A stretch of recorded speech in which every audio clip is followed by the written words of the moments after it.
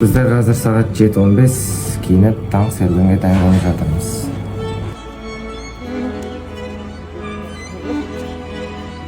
Таңғы серуеннен кейін залға кіріп, командамен бірге дене буындарын созып жатырмыз.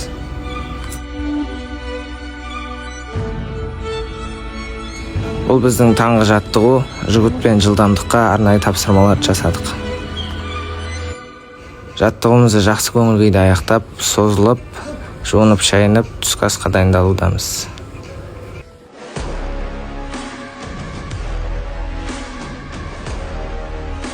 Қазір бізде сағат 4:30, тренировкаға реттеліп, залға келе жатырмыз.